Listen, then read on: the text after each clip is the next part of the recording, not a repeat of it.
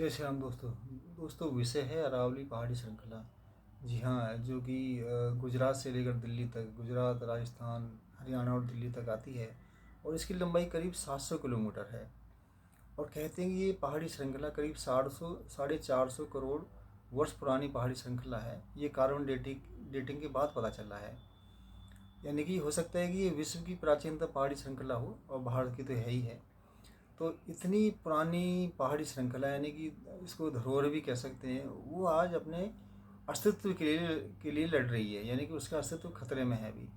तो उसके पीछे भी काफ़ी विरोध प्रदर्शन हो रहा है। लोग उसके खिलाफ आवाज़ उठा रहे हैं कि ऐसा क्यों कर रहे हो। सरकार को भी बोला जा रहा है कि भी सरकार इस पर ध्यान दे, यानी कि उसका अस्तित्व बचाए किसी तरह से। और कुछ विशेषज्ञ ये भी कह रहे हैं कि अगर ऐसे ही चलता रहा कुछ दिनों में ये पहाड़ी श्रृंखला ख़त्म हो सकती है और उसका जो नेगेटिव असर पड़ेगा वो बहुत कुछ पड़ेगा, अभी पड़ भी रहा है। तो अगर हम बात करें कि इस पर, देखिए, जो पहाड़ी श्रृंखला इतनी लंबी है और इतनी पुरानी है, तो कितने सारे जिसमें जीव रहते होंगे, कितने प्रकार के इसमें पेड़ पौधे होंगे जो वहाँ पर पाए जाते होंगे। लेकिन हमने उसको धीरे धीरे सब ख़त्म कर दिया। हम जो वहाँ पर खनिज पदार्थ थे, बहुमूल्य पत्थर थे, उन सबको निकाल निकाल कर ले गए।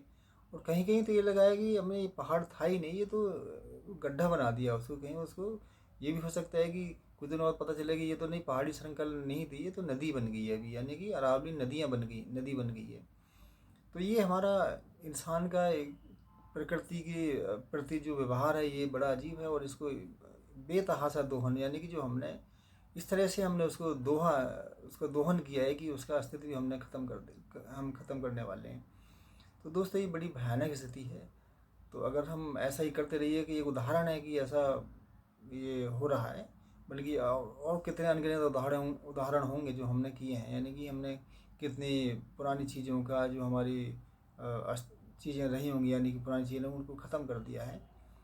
तो आगे ऐसा ना हो, इस पर क्या किया जाए। सरकार को या फिर लोगों को इस पर चिंतन करना होगा। सरकार के साथ साथ अपने समाज को भी इस पर चिंतन करना होगा, क्योंकि समाज से ही सरकार बनती है और जो समाज की सोच होती है वही सरकार की होती है।